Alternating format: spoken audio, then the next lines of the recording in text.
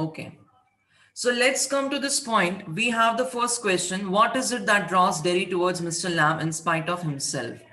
The primary, basic, first and foremost reason why Derry, a 14-year-old boy, is attracted toward Mr. Lamb is because he is physically challenged.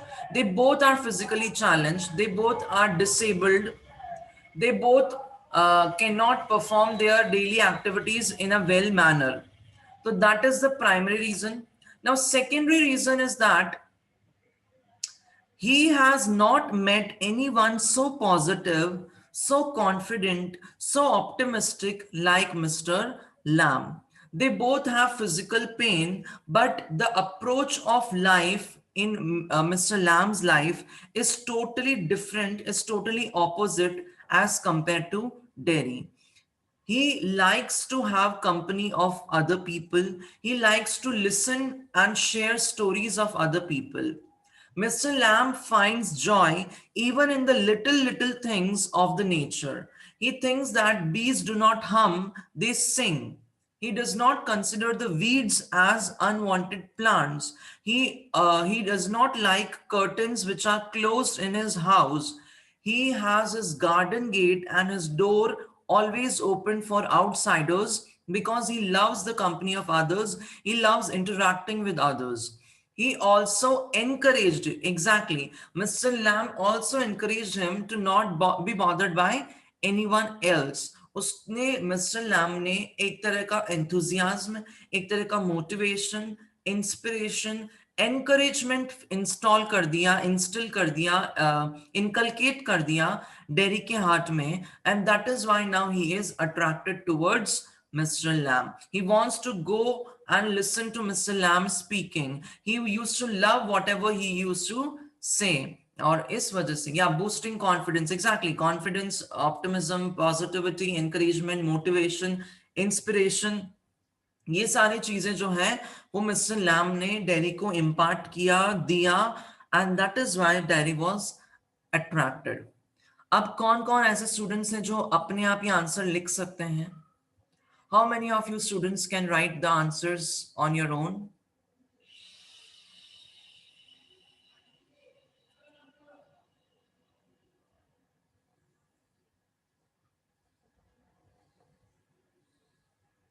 Okay, I can write. Very good, very good.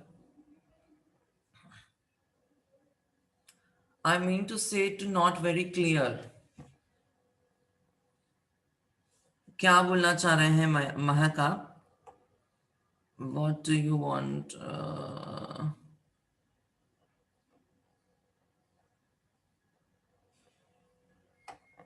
Okay, अब voice तो I guess सबको सही आ रही है, नहीं तो I would have gotten frequent complain. Check your internet connection if it's possible.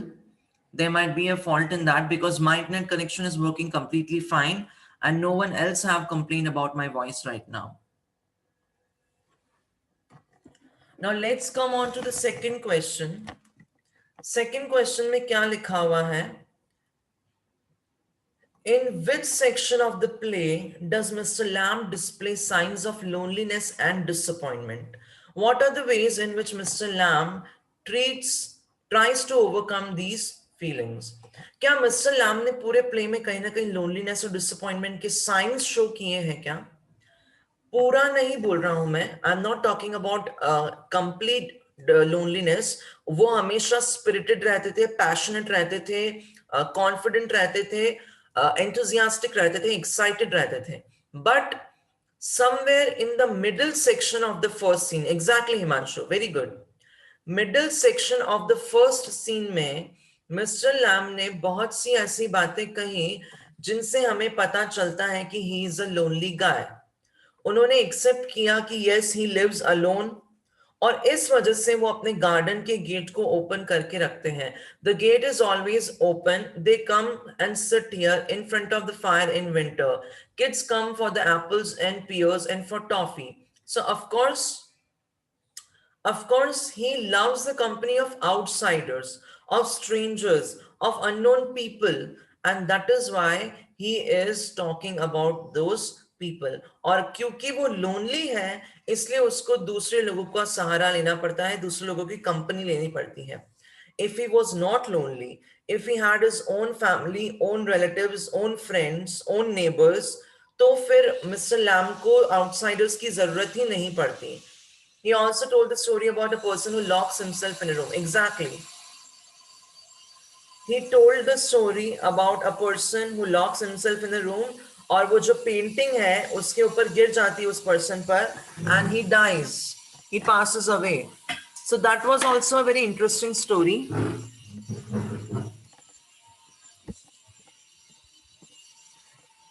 So कौन कौन इसको आंसर कर सकता है, किस वे में आंसर करेंगे? Mister lamb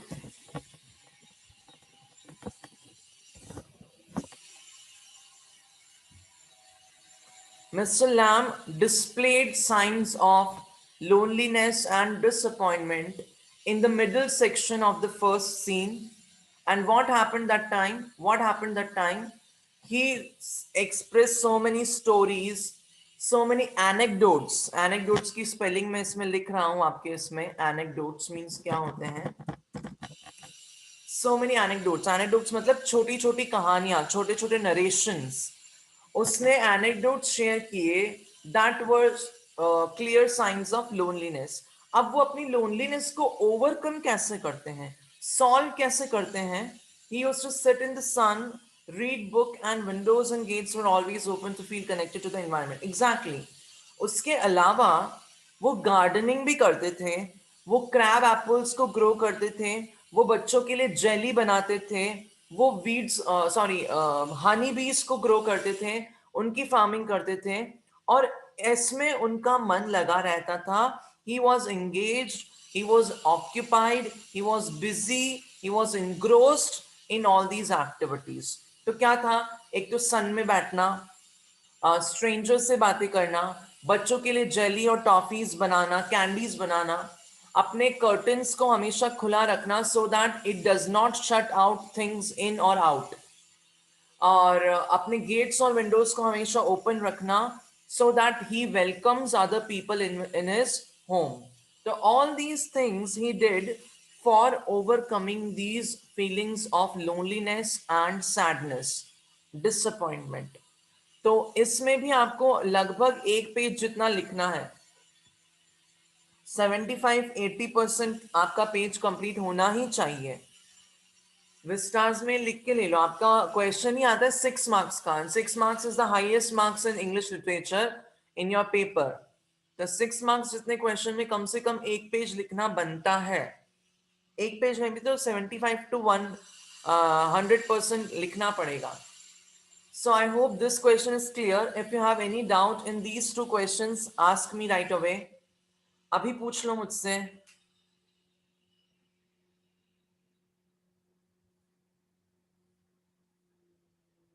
No doubt.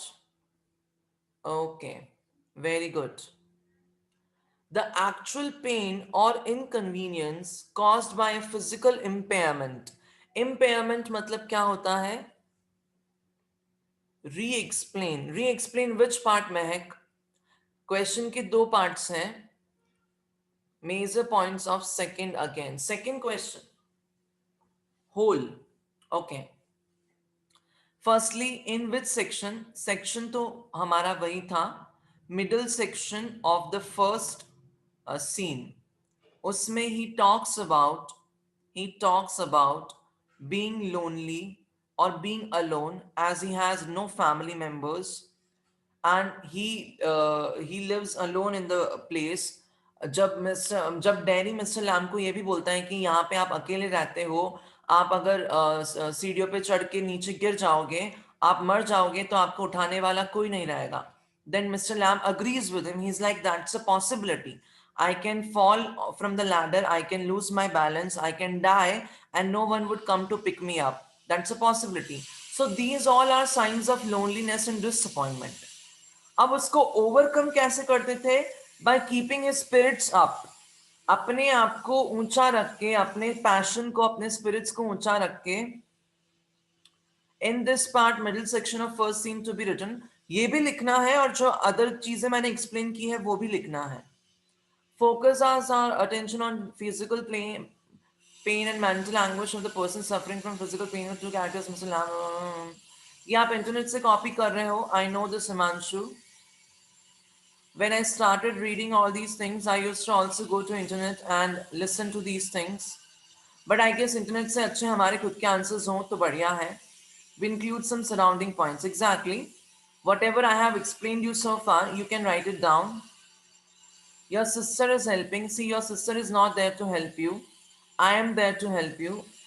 Listen to me, listen to my words, listen to my vocabulary, listen to my answers. So please do not take help of your surroundings until and unless it is necessary. अभी मैं बोल रहा हूँ, बता रहा हूँ zoom class पर, आपको अपनी सिस्टर से पूछने का क्या रिक्वायरमेंट है. So pay concentration to me, pay attention to me. That would be better.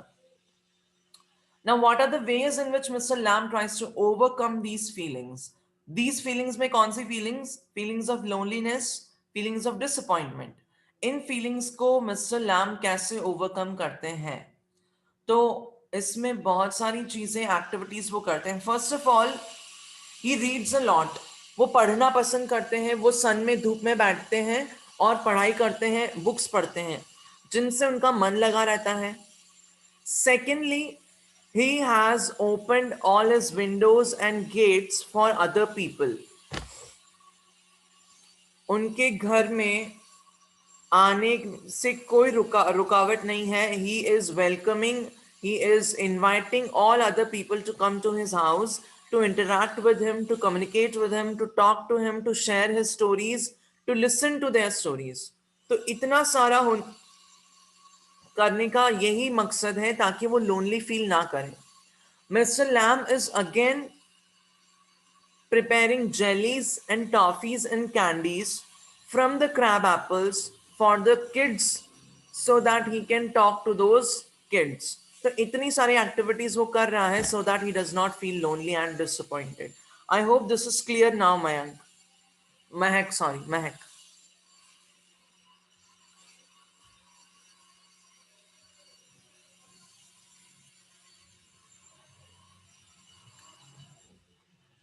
Yes, clear or not?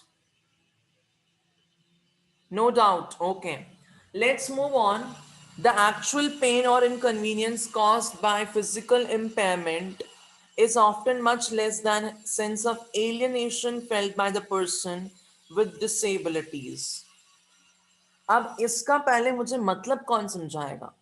Anyone who wants to tell me the meaning of the sentence? Impairment means weakness and damages like mental or physical illness. Okay. Impairment मतलब हो गया आपका handicap होना.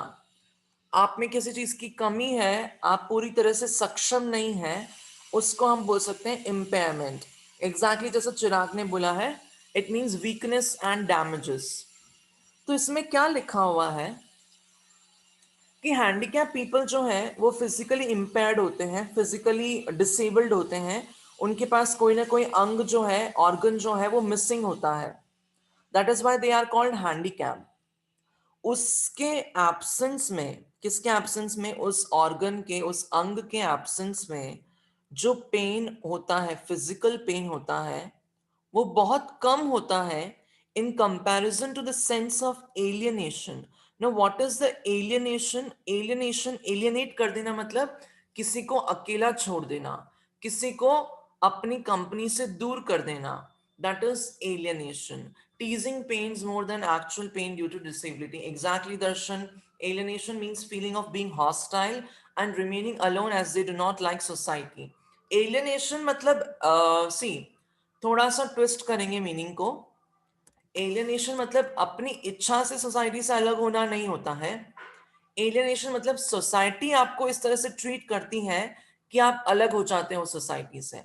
That is alienation. आपको कोई अलग कर देता है, या फीलिंग ऑफ आइसोलेशन बोल सकते हैं, फीलिंग ऑफ डेजर्टेडनेस बोल सकते हैं, अलूफनेस बोल सकते हैं. That is alienation. जब आप अकेला और लोनली फील करते हो बिकॉज आपको कोई अपनी कंपनी में इंक्लूड नहीं करना चाहता है, that is sense of alienation. So the pain of alienation is much more than the physical pain caused by the handicap. तो इसमें what is the kind of behavior that the person expects from the other? अब मुझे बताओ वो person कैसा behavior expect करेगा? कौन बताएगा?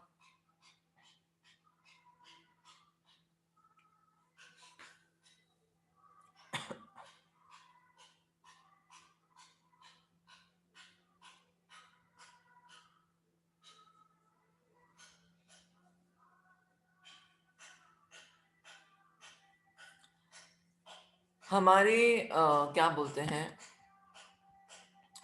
चैप्टर को कॉन्टेक्स्ट में रखकर कोई बताना चाहेगा what is the kind of behaviour that the person aspects from the others? तो इसमें आपको क्या करना है? सबसे पहले डेरी की बात करेंगे. Derry is has a half burned face. या we have the answer the question in positive. या मैं बता रहा हूं आंसर, सुनना अच्छे से. First we will describe Derry's disability. He has a half-burnt face. He was a part of an acid attack when he was a child, when he was a kid. Even in a hospital, he was in a utter physical pain. But when he got back home, everything started improving physically. Physically, अब उसको pain थोड़ी होता है. वो skin जल गई जो जल गई. Now it does not pain him physically. But after that incident or after that misfortune or a mishap or accident, he started feeling alone. He started feeling alienated. अब क्यों alienated? Because everyone started feeling sorry for him, started feeling pity for him, और rest of the people were afraid of him. वो खुद ही बोलता है कि या तो लोग मुझसे डरते हैं या लोग मुझ पे दया दिखाते हैं. तो इन दोनों फीलिंग के कारण, because of these both feelings और both emotions displayed by the society, displayed by the people of the world towards Derry, he was not feeling good. He was not feeling well at all. He always felt aloof, alone, marooned, alienated. मैं आपको यहाँ पे लिख देता हूँ chat box में. I will write all those words. He felt aloof, alone, marooned, alienated तो आपके है ही.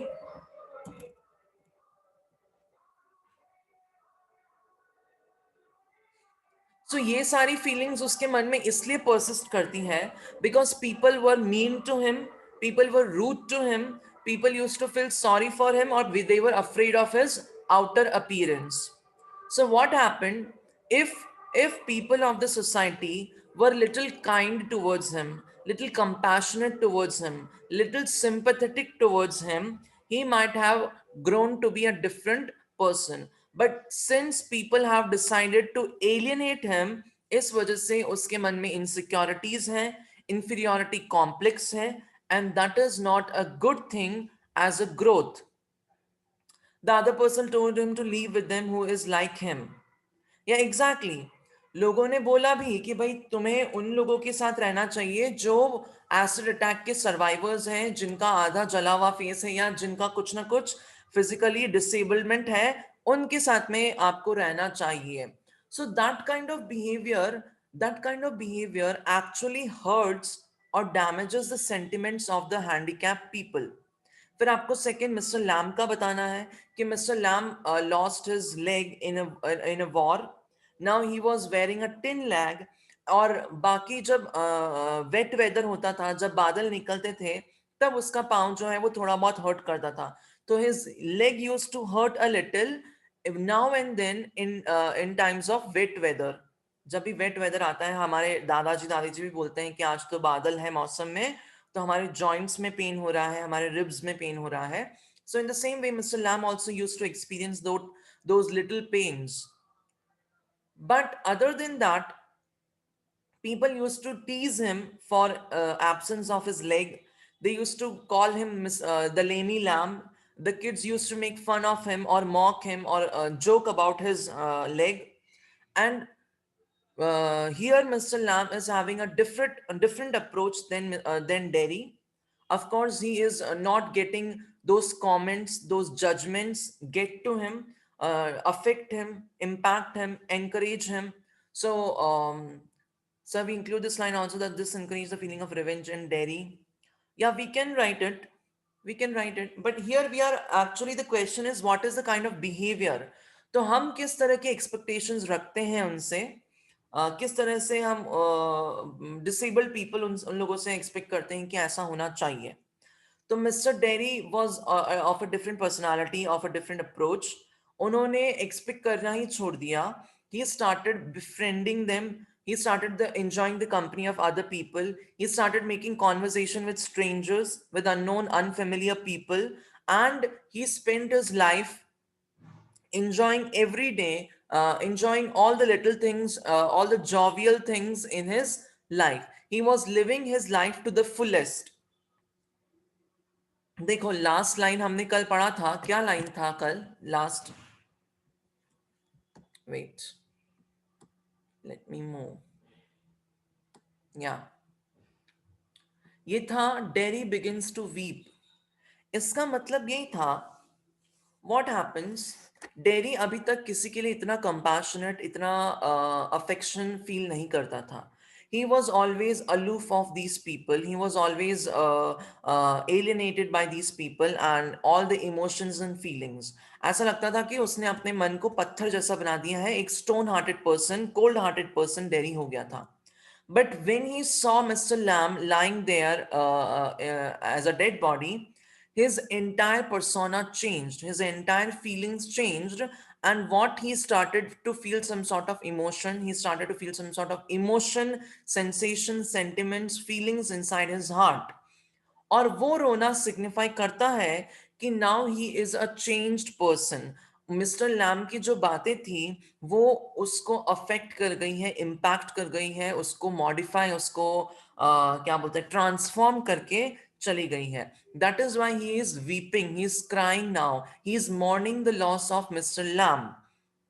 एक और बात, मिस्टर लैम अपनी लाइफ को आराम से 100% लेवल पर जीते थे. ऐसा क्यों? ऐसा क्यों? बिकॉज मिस्टर लैम को पता है कि कल का कोई भरोसा नहीं है. शायद गोलमाल 2 या 3 का ही गाना था, अपना हर दिन ऐसे जियो जैसे कि आखिरी हो. कंपैशनेट मतलब हम किसी के लिए बुरा फील करते हैं, उसको कंपैशन बोलते हैं. तो अपना हर दिन ऐसे जियो जैसे कि आखिरी हो का क्या मतलब है कि you have to live your life to the fullest. ऐसा नहीं कि मैं अभी पैसा कमा रहा हूँ, मैं अभी पढ़ाई कर रहा हूँ, मैं अभी ये कर रहा हूँ, वो कर रहा हूँ, मुझे अपनी रिस्पॉन्सिबिलिटीज निभानी है. वो सब चलता रहेगा. ये आपको करना ही है, जग मार के करना है. This is compulsory. रिस्पॉन्सिबिलिटीज निभाना, पढ़ाई करना, आपको अपने पेरेंट्स की रिस्पेक्ट करना, पैसे कमाना, ये होता रहता है. बट इन सब केसेस में हम हमारी लाइफ को जीना भूल जाएं, that is not a good thing. Mr Lamb को पता है कि कल का कोई भरोसा नहीं है. That is why we have to maximize our enjoyment, maximize our entertainment, maximize our recreation in our life. Enthusiasm हो, zest हो, zeal हो, fervor हो, gusto हो, ये सारी चीजें आपकी लाइफ में होनी चाहिए ताकि आपको रिग्रेट ना हो कि हमने जिंदगी में कुछ नहीं किया और हम मर गए. Sir we also write that how Mr Lamb became handicap. तो मैंने बताया ना, मैंने फर्स्ट लाइन ही यही बोली थी मिस्टर लैम के डिस्क्रिप्शन में, दैट हम लिखेंगे कि his leg was blown off in a war and he had a tin leg. फिर उनका लेग जो है it used to pain during wet weathers now and then. So we can also include this line, disabled people try to expect that people may expect them with their disability, but in reality people used to feel guilty, sorry, scared, bad and sad. ये सारी बातें कही मैंने. I have told you all these things. I have told you all these things. क्या क्या बोला है मैंने कि they feel sorry, they feel they are afraid, they are guilty. People take him as a peculiar person, but it didn't bother Mr. Lamb. Exactly. Mr. Lamb का approach जो है वो different था. वो उन judgments को, उन comments को bother करने नहीं देते थे, अपने आप को affect करने नहीं देते थे. ये जो मैं बोल रहा हूं, मैं 5 वर्ड यूज कर रहा हूं और आप छठा वर्ड लेके आ रहे हैं. Nothing other than that. I am very happy that मेरे जो थॉट्स हैं वो आप उस थॉट को शेयर कर रहे हैं, आपको मेरा एक्सप्लेनेशन समझ में आ रहा है. तो यस एग्जैक्टली, जो भी आप लिख रहे हैं सब सही है. इंग्लिश लिटरेचर में nothing can go wrong until unless आप रामायण में महाभारत नहीं लेके आ जाते हो. Everything is perfect. Not perfect but everything is correct at least. So अगर आप उसका राउंड अबाउट चीजें देखो, आपको मेन आइडिया तो प्रेजेंट करना ही है, उसके अलावा आप एक दो बातें ऊपर की और एक दो बातें नीचे की लिखते हैं, that is actually very good. आपका पैकेजिंग भी अच्छा होना चाहिए और आपका इनर कंटेंट भी अच्छा होना चाहिए। So I hope you guys understood these 3 questions. Fourth question हम कल समझेंगे और कल करेंगे। नाउ टेल मी, हमें अब नेक्स्ट क्या करना चाहिए? I am asking you guys, should we continue with explanation of chapters? I guess एक बहुत ही इंटरेस्टिंग चैप्टर है, सेकेंड चैप्टर ऑफ विस्टास, आपका टाइगर किंग करके। A very interesting, a very peculiar, very funny story, actually sarcasm में भरी भरपूर है ये story. So I would like to start that. और अगर आपको चाहिए कि नहीं सर आप प्लीज क्या बोलते हैं ग्रामर पोर्शन स्टार्ट कीजिए या विस्टा स्टार्ट कीजिए, तो we can do, sorry Flamingo start कीजिए, we can do that as well. But my priority is starting the chapter second of Vistas, that is Tiger King. Vistas के कुछ chapters भी remaining है, सिर्फ शायद 1 chapter complete हुआ है। आपके वैसे भी 11th में 3 चैप्टर या 4 चैप्टर ही कराएंगे विस्टास में से। सो टाइगर किंग के साथ मैं चाह रहा हूँ, अभी शायद आयुष ने मुझे पूछा है नाउ एंड देन, अक्षय ने मुझसे पूछा है, sorry Akshay, now and then मतलब कभी कभी, जब जब वो बादल आते हैं, जब जब वेट वेदर आता है, तब तब उनको अपने लेग में पेन होता है। तो नाउ एंड देन मतलब यदा कदा, कभी कभी ऐसा हो जाता है। तो second chapter Tiger King we will start, a very interesting, very amazing, very funny, very sarcastic chapter, and you will also enjoy it. आपको भी मजा आएगा और बहुत सिंपल है, ज्यादा कॉम्प्लिकेटेड नहीं है। अब जैसे मिस्टर डेरी और लैम, सॉरी लैम और मिस्टर लैम और डेरी वाला chapter was little complicated, but यहाँ पर हम विस्टास के सेकेंड चैप्टर में एंटरटेनमेंट होगा। और चलो, I think we should stop right now here. I will see you tomorrow. Don't miss the class. आप अपने ये 3 क्वेश्चंस अपने आप करने की कोशिश करेंगे, कोई डाउट होगा तो मुझसे पूछेंगे और फिर मैं आपको पीडीएफ फाइल शेयर करूंगा जब किसी को आंसर नहीं आएगा तब। बाकी हम ट्राई करेंगे अपना 110% देने की कि हम खुद सारे आंसर्स लिख पाए। और अभी मुझे पता चल गया है कि आपके दूसरे सब्जेक्ट्स नहीं चलने वाले हैं, चल नहीं रहे हैं, तो of course you have nothing but English to celebrate. उस सब्जेक्ट को सेलिब्रेट कीजिए and enjoy. Take care, bye guys, thank you very much. Bye bye.